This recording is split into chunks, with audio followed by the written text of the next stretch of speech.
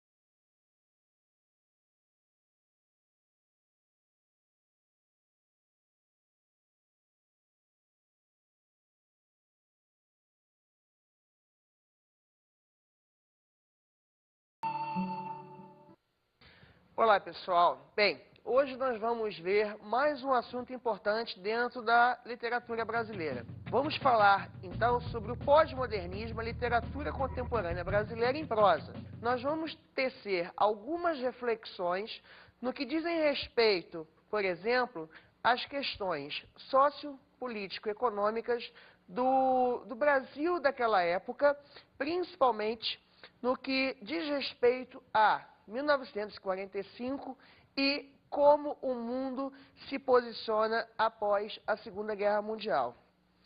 Vocês devem ter visto, no início da nossa aula, que algumas imagens representam bem aquele momento.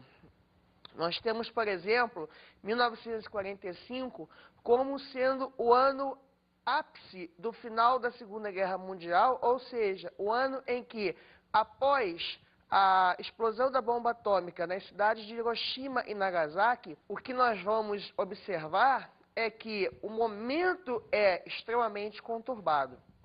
O final da Segunda Guerra Mundial vai trazer à tona, então, momentos de desassossego, de uma reflexão mais profunda daquilo que realmente estava passando na alma humana. Bem, a explosão da bomba faz com que o mundo também exploda com ela. E aí, na verdade, o que nós vamos ter é uma palavra, um conceito expresso por meio de uma palavra chamada fragmentação. Bem, interessante a gente perceber o seguinte, que com a explosão da bomba em Hiroshima e Nagasaki, é lógico que, cruamente, nós podemos imaginar que os corpos foram fragmentados. Bem, essa transfiguração da realidade no contexto artístico também vai ser representada por meio da fragmentação. Ou seja, o que nós vamos ver é no contexto pós-moderno, toda uma abordagem extremada no que diz respeito à personificação da dor, personificação de alguns aspectos mais crus da realidade universal, mas principalmente de questões que realmente trabalham a essência humana de uma forma mais abrangente, de uma forma mais comprometida com o que nós chamamos de verificação daquilo que está se passando dentro da alma humana. Bem, para que a gente possa trabalhar então essa questão, nós vamos ver como os escritores brasileiros, escritores em prosa, ou seja, os prosadores brasileiros, se posicionam no que diz respeito aos aspectos sociopolítico-econômicos da época. Não se esqueçam de que nós estamos em 1945, e aí nós temos toda uma cronologia a seguir. Nós temos toda uma abordagem a fazer, por quê? Porque, afinal de contas, o que nós vamos presenciar daí em diante, são questões que realmente condizem com a preocupação entre política e sociedade. Contexto histórico do Brasil em 1945. Bem, então, como é que a gente vai observar a relação entre esses escritores, entre esses prosadores e aquilo tudo que estava acontecendo na abordagem sociopolítica e econômica do país? É importante a gente ressaltar o seguinte, tá? Antes de mais nada, é importante nós lembrarmos que prosa, quando a gente fala aqui em prosadores, a gente está falando em prosa, nós estamos falando em 3 manifestações literárias básicas. Estamos falando no romance, no conto e na crônica, ok? Bem, é lógico que existem outras formas de abordagens textuais em prosa, mas são essas 3 as principais no que diz respeito à questão literária propriamente dita. Em 1945, no Brasil, nós vamos ver a eleição de Dutra. E, além dessa, vindo com a eleição de Dutra, nós temos a promulgação de uma nova Constituição. Nós temos também a cassação do Partido Comunista Brasileiro, ou seja, nós temos toda uma proposta ditatorial sendo instaurada após o final da Segunda Guerra Mundial. Bem, é importante a gente frisar que, com essa nova abordagem política, a gente também vai ter um perfil nacional bastante diferente daquilo com o qual a gente estava acostumado a ver. O final da era Vargas, ou melhor, da primeira era Vargas, traz à tona novos aspectos no que diz respeito ao que nós chamávamos de uma ditadura solitária. Ou seja, nós vamos ter, então, a partir de 45, com a influência dos Estados Unidos na cultura brasileira, afinal de contas, após o final da Segunda Guerra Mundial, os Estados Unidos assumem o seu poderio cultural em termos mundiais. A gente vai ver como o país passa por determinados momentos conturbados e isso daí vai ter um reflexo na literatura em prosa bastante forte. Após o governo de Dutra, nós vamos encontrar preocupações bastante intensas no que dizia respeito às questões trabalhistas. Isso vai fazer com que Vargas reassuma o seu poder de posse de quê? De posse de toda uma abordagem mais sociopolítico da sua própria política trabalhista. Vargas, então, vai ser reeleito baseando a sua política no que nós vamos chamar de trabalhismo. É importante nós frisarmos que dessa época surgem 2 empresas extremamente importantes para a nossa cultura e para o nosso perfil dos anos 50. Nós temos, por exemplo, a criação da TV Tupi, a primeira emissora de televisão do país, e nós temos a criação da maior estatal de todos os tempos do Brasil, a Petrobras. Não se esqueçam de que, na verdade, Vargas traz à tona toda uma preocupação com algumas vantagens que diziam respeito aos aspectos sociotrabalhistas da população. Uma população que vinha de um salário mínimo congelado, recebe, na verdade, o apoio de um presidente que aumenta em 100% o poder de compra da população mais pobre, e isso faz com que Vargas seja considerado por muitos o chamado pai dos pobres. Bem, é importante a gente frisar que isso daí isso acontece, na verdade, entre aspas, por quê? Porque o que Vargas faz é uma proposta muito mais populista de condução das ideologias populares por meio de valorização de questões trabalhistas e questões sociais. Bem, Vargas, em 1954, comete suicídio.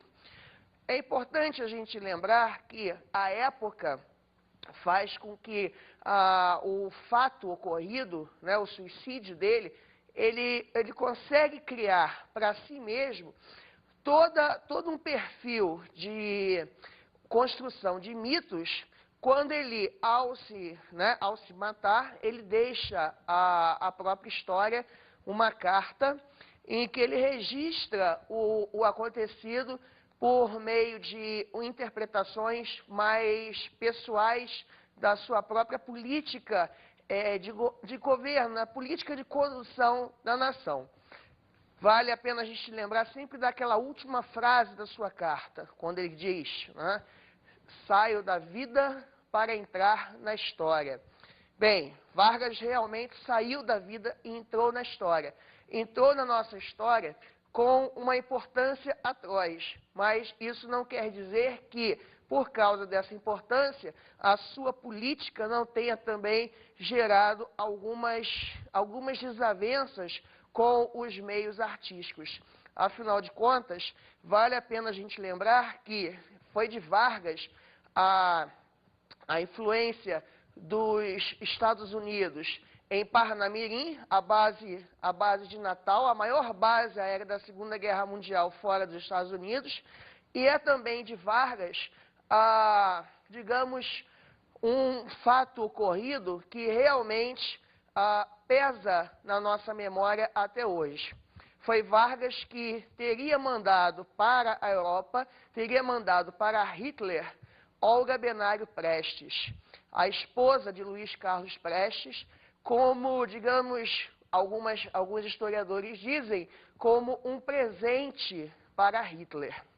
É lógico que isso daí faz com que a nossa própria imagem fique maculada por determinadas ações. Outros 3 presidentes são bastante importantes também nessa história, digamos assim, do período pós-45. Juscelino Kubitschek, Jânio Quadros e João Goulart fazem a tríade do final da chamada democracia antes do golpe de 64. Bem, Juscelino Kubitschek, com a criação de Brasília, ele funda, como se diz até hoje, ele funda Brasília e afunda o Brasil em dívidas e inflação. E aí o Brasil começa a passar por situações extremamente conturbadas no que diz respeito à sua política econômica. Bem, com a saída de JK, nós temos a eleição de Jânio Quadros.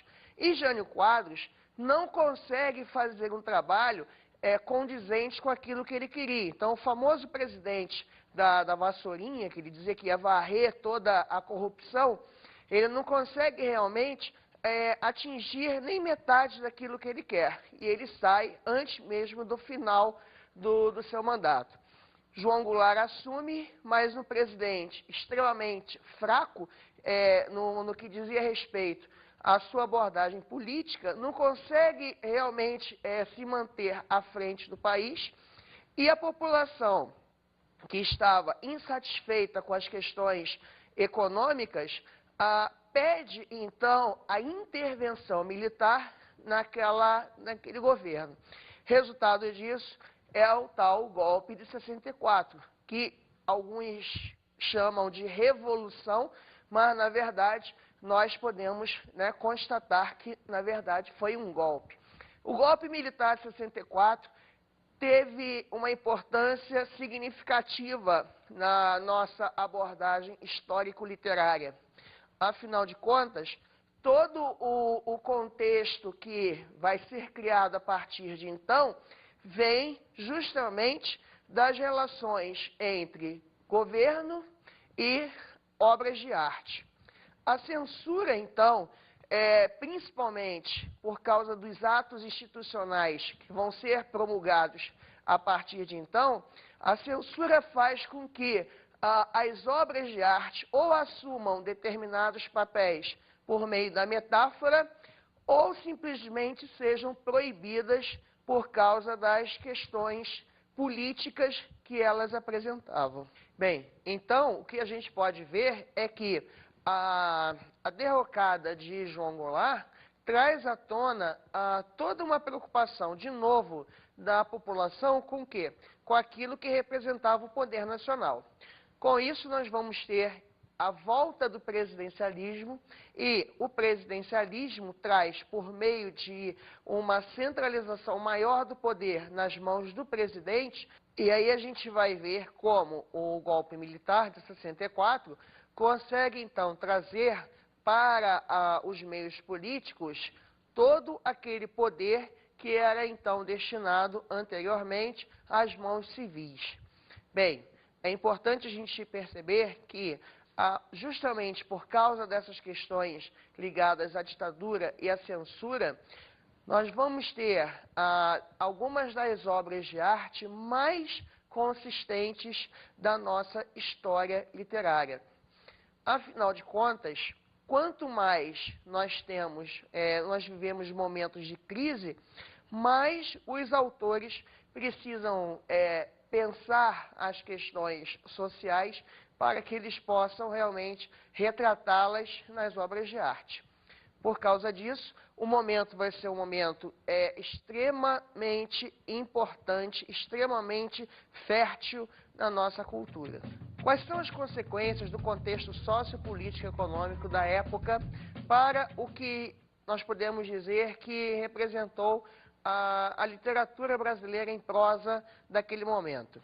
Bem, nós podemos dizer o seguinte, que diante de um período extremamente fragmentado, repetindo ainda o conceito que a gente viu no início da aula, sobre a fragmentação pós-Segunda Guerra Mundial, e justamente com aquela preocupação instaurada pela abordagem político-social dos presidentes civis que deram origem justamente ao golpe militar de 64, a gente vai ver o seguinte, que, na verdade, o pós-modernismo brasileiro, ele foi uma época de insegurança, desesperança, desestabilidade e inoperância. Bem, é lógico que, diante de tantas negativas, a gente pode estar se perguntando sobre qual é a importância desse momento.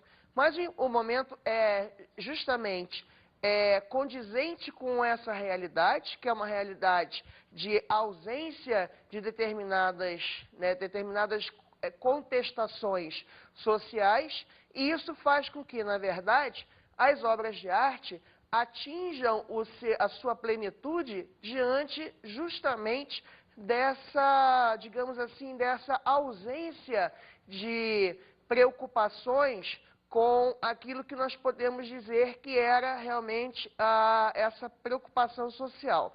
Bem, o pós-modernismo, ele consegue, então, ter a sua importância centrada justamente numa coisa, na capacidade de ser universal, ou seja, na verdade, cada uma das obras pós-modernas conseguia representar para a nossa literatura toda uma preocupação com o ser diante da sua própria realidade.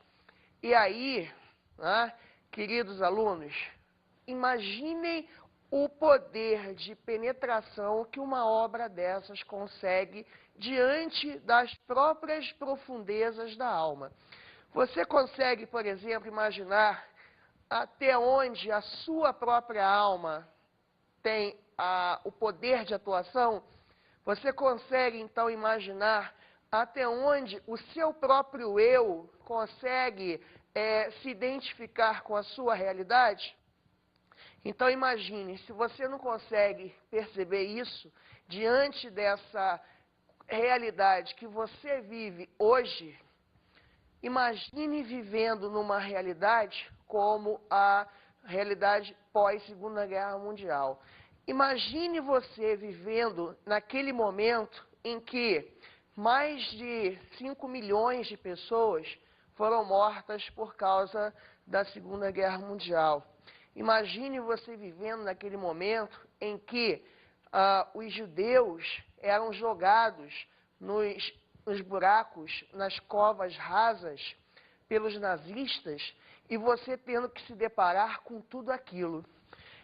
Imagine você, no Brasil dos anos 50, sabendo que, na verdade, na Europa ou na Ásia, as pessoas estavam morrendo de fome, ou morrendo por causa de determinadas reações pós-Segunda Guerra Mundial, principalmente por causa de algumas questões ligadas à radiação das bombas.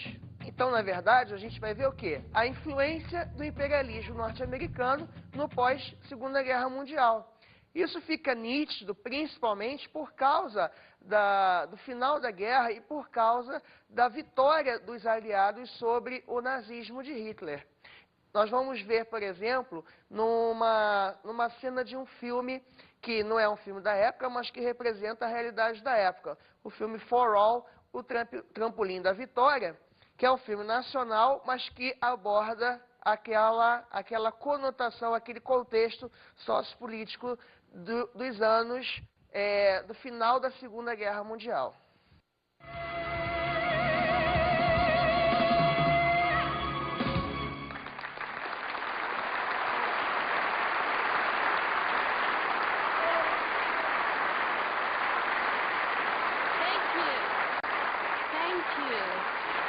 Quiet, please.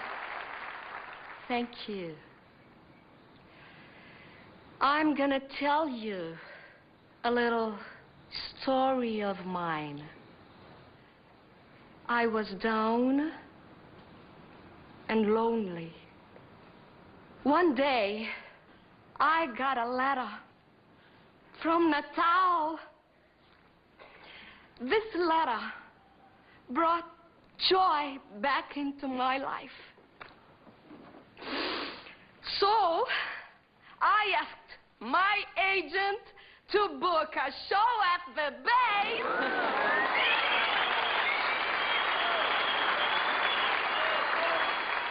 But, actually, I'm here to meet Mr. Sandoval Gomes da Silva.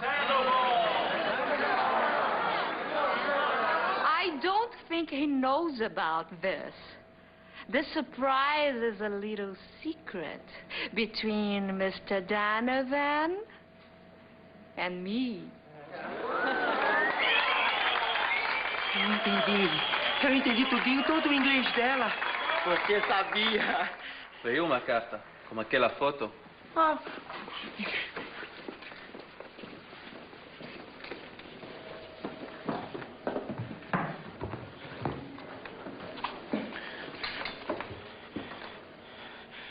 How can I explain to you what I'm feeling now? I'm speaking English. Menino, destrambelou, desentupiu, destravou. Is this a dream or a miracle?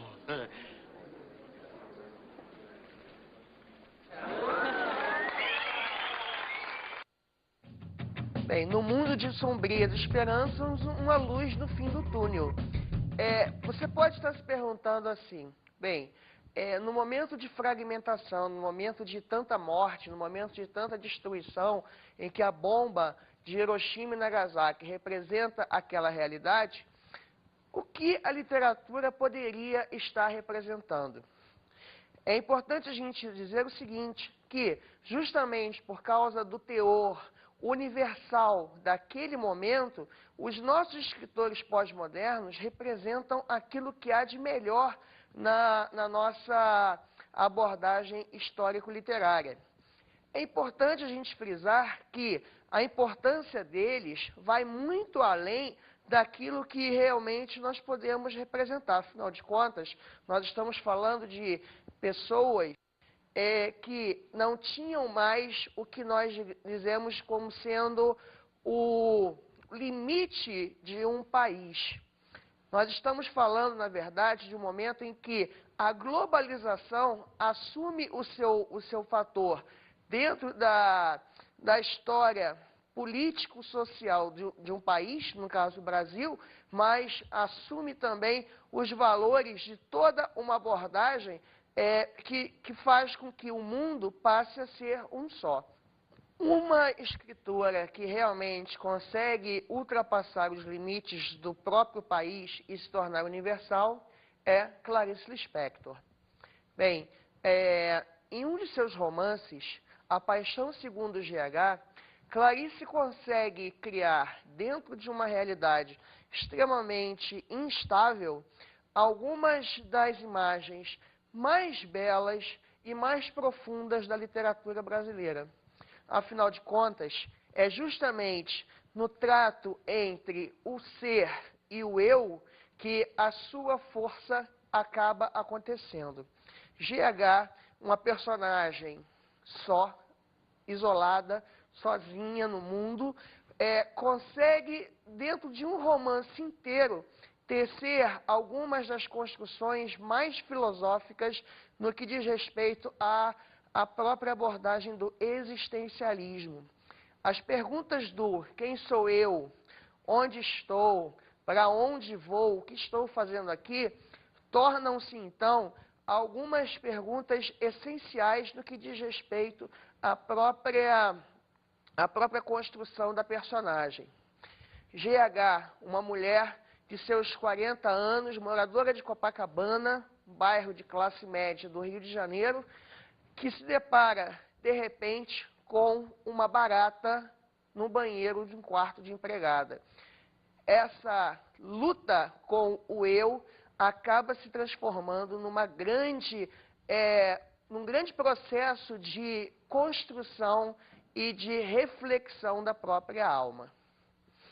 Vamos observar, por exemplo, como a personagem se coloca diante da própria narrativa de uma maneira metalinguística, mas que condiz com as preocupações universais do movimento chamado pós-modernismo. Vamos ouvir, então, como isso acontece no trecho que vai ser lido para vocês. Este livro é como um livro qualquer, mas eu ficaria contente se fosse lido apenas por pessoa de alma já formada. Aquelas que sabem bem que a aproximação do que quer que seja se faz gradualmente e penosamente, atravessando inclusive o oposto daquilo que se vai aproximar. Estou procurando,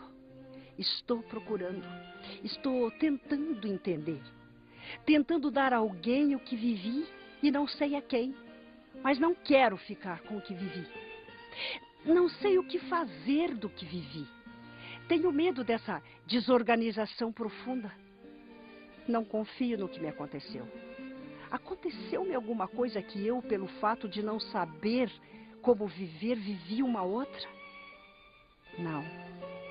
Sei que ainda não estou sentindo livremente. Que de novo penso porque tenho por objetivo achar. E que por segurança chamarei de achar o momento em que encontrar um meio de saída. Por que não tenho coragem de apenas achar um meio de entrada? Oh, sei que entrei sim, mas assustei-me porque não sei para onde vai dar essa entrada. E nunca antes eu me havia deixado levar, a menos que soubesse para o quê. Então, vocês viram como é densa essa narrativa? Vocês conseguiram observar que, na verdade, a imagem da alma da personagem se apresenta de uma forma extremamente conturbada? Bem, então, pensem naquilo que representa essa realidade para a realidade da época. Na verdade, eu quero convidar vocês a penetrar nos recônditos mais secretos da literatura pós-moderna. Eu quero que vocês consigam, por meio desse exercício de decifrar as imagens construídas naqueles textos tão cheios de reflexão, eu quero que vocês criem esse exercício de revelar a própria alma. Ou seja, eu quero que vocês passem por meio da literatura, passem a se revelar. Bem, é importante a gente lembrar que Clarice Lispector é uma autora extremamente intimista. É uma autora que realmente trabalha com essa percepção. Mas outros autores também vão aparecer nesse momento. Nós vamos lembrar também, por exemplo, de Dalton Trevisan, O Vampiro de Curitiba. Vamos lembrar de Rubem Fonseca e sua narrativa policial.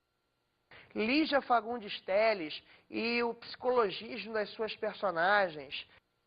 E vamos lembrar do Papa João Guimarães Rosa. Bem, para esse nós precisamos abrir capítulos especiais da literatura brasileira.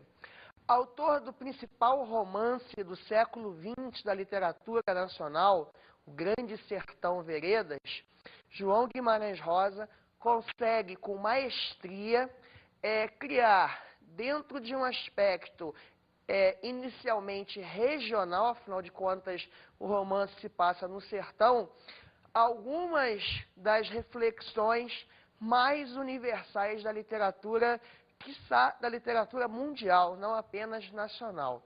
Bem, pensa, por exemplo, no título da obra, O Grande Sertão Veredas.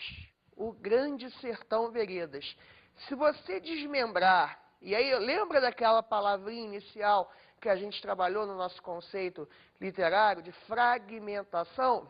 Se você pensar, por exemplo, de forma fragmentada na questão do título da obra, Grande Sertão Veredas, escreva no seu caderno o título e você vai ver o seguinte: se você separar a palavra sertão, o que você vai observar? Que você vai ter dois pedaços de duas palavras diferentes. E aí você vai criar o seguinte: o grande sertão veredas. Veredas são caminhos. E aí o grande ser, ele se torna um ser repleto de caminhos, como você.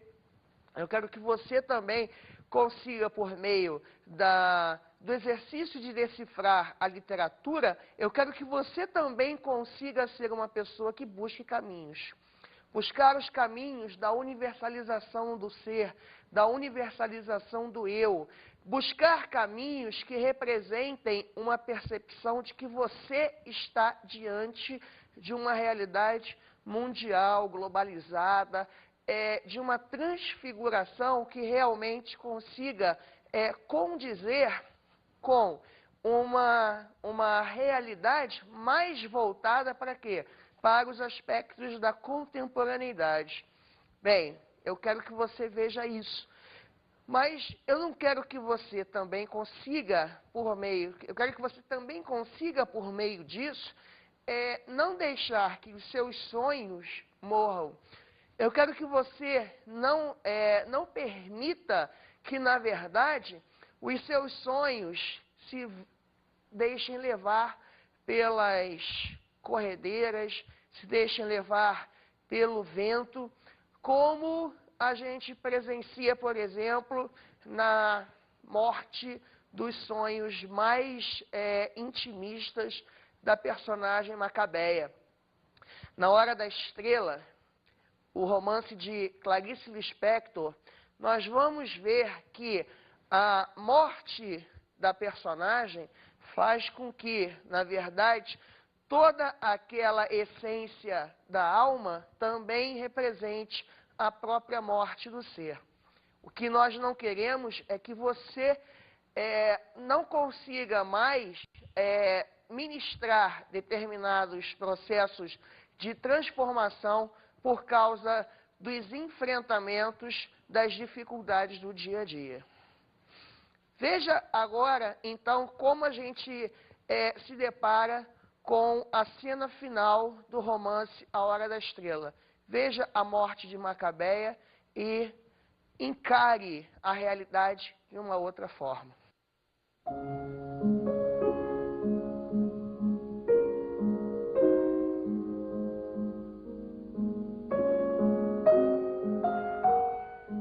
Então, ali deitada, teve uma úmida felicidade suprema, pois ela nascera para o abraço da morte.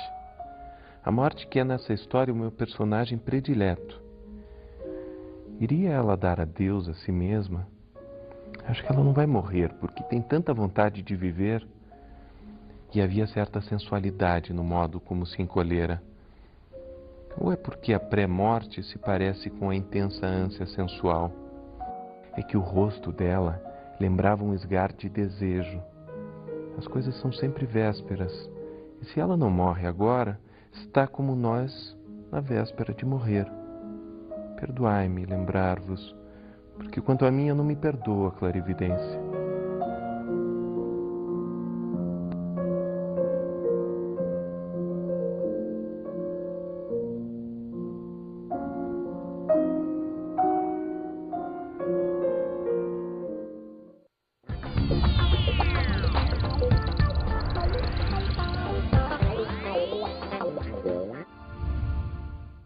Eu tenho para vocês 4 dicas de estudo. Gostaria que vocês realmente se deparassem com essas obras de uma forma bastante consciente. 2 romances e 2 filmes. Os romances A Paixão Segundo G.H., de Clarice Lispector, e Grande Sertão Veredas, do Guimarães Rosa, são 2 obras clássicas para quem quer realmente conhecer um pouco mais do pós-modernismo. E 2 filmes, A Hora da Estrela, de Suzana Amaral, e A Terceira Margem do Rio, de Nelson Pereira dos Santos. São 2 formas de vocês observarem a conotação sociopolítica e econômica da época e como as obras de arte realmente representavam aquele momento, ok? Então, até a próxima.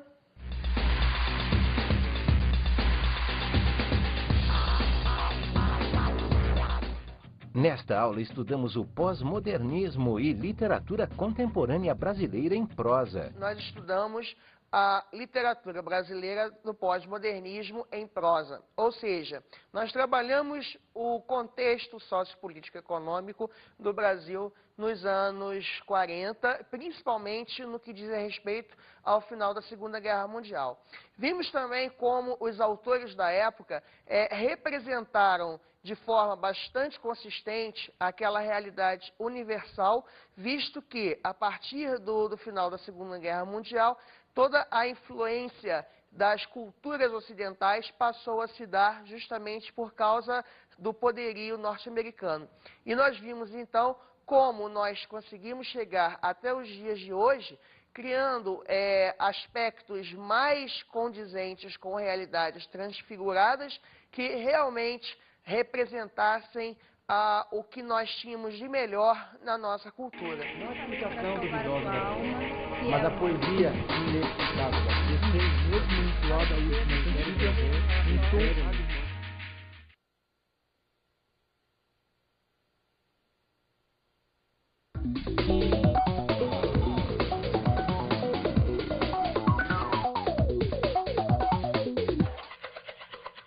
Bem, professor, o que eu poderia falar para você sobre o estudo do pós-modernismo? Visto que é um momento extremamente difícil de abordagem com jovens alunos. Bem, em primeiro lugar, não tenha medo de se deparar com as obras pós-modernas. Não tenha medo de decifrar as obras pós-modernas. Não tenha medo de criar contextos universais para as obras pós-modernas.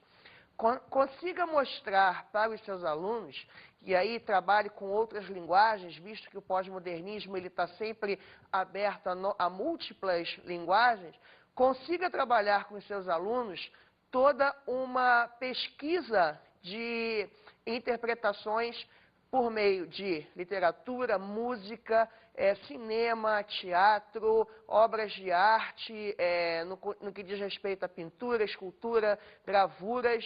Leve os seus alunos aos museus e trabalhe com eles a relação entre a obra e a sociedade. Eu tenho certeza que assim a sua aula vai se tornar mais dinâmica e os seus alunos vão gostar muito mais de decifrar os textos literários, ok?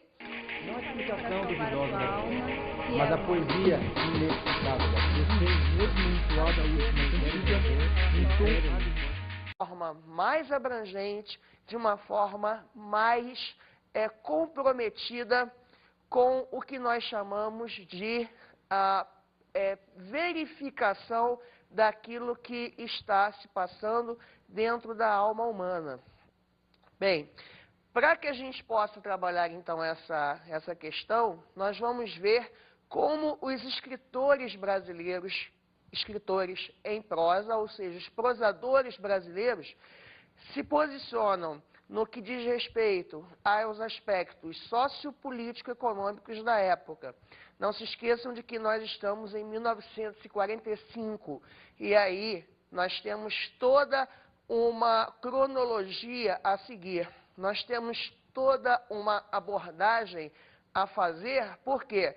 Porque, afinal de contas, o que nós vamos presenciar daí em diante são questões que realmente condizem com a preocupação entre política e sociedade. Contexto histórico do Brasil em 1945. Bem, então, como é que a gente vai observar a relação entre esses escritores, entre esses... Não a explicação duvidosa da poesia, mas a poesia inexplicável da poesia, mesmo vinculada à última sentida, em tom...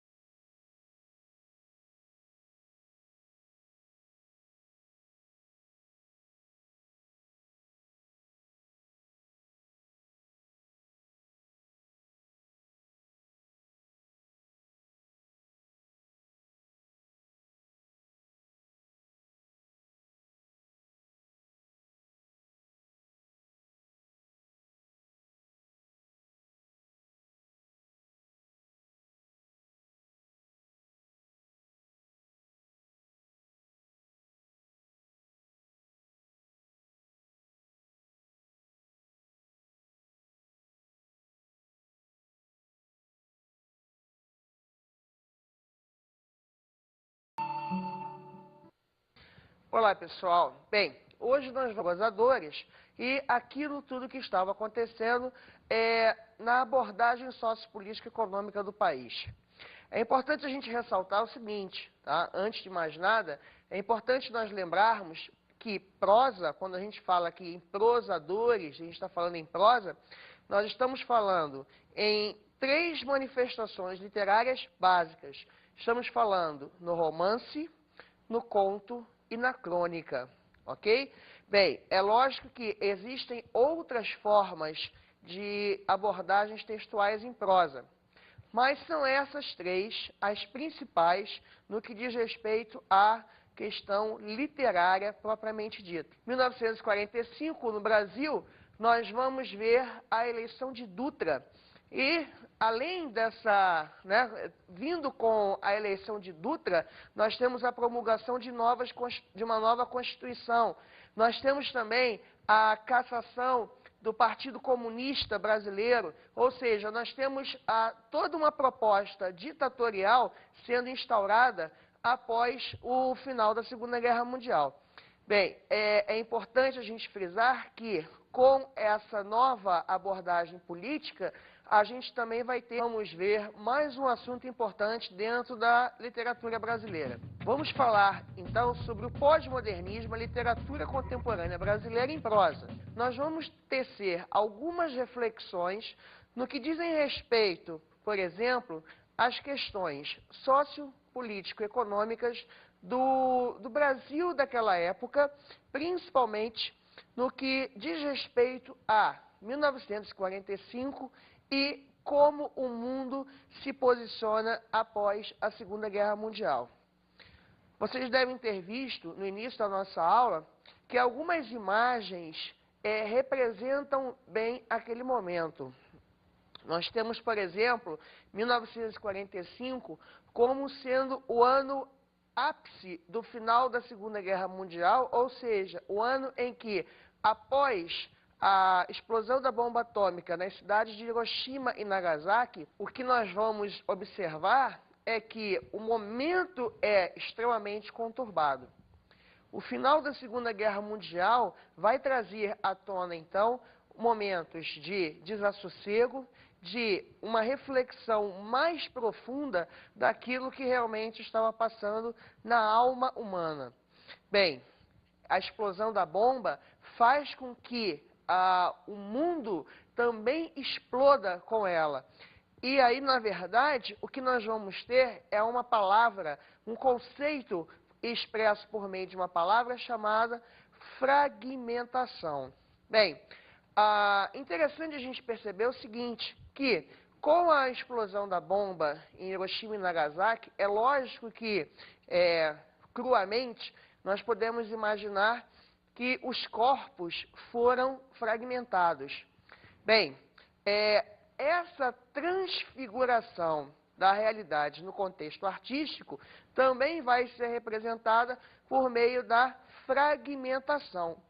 Ou seja, o que nós vamos ver é no contexto pós-moderno, toda uma abordagem extremada no que diz respeito à personificação da dor, personificação de alguns aspectos mais crus da realidade universal, mas principalmente de questões que realmente trabalham a essência humana de uma forma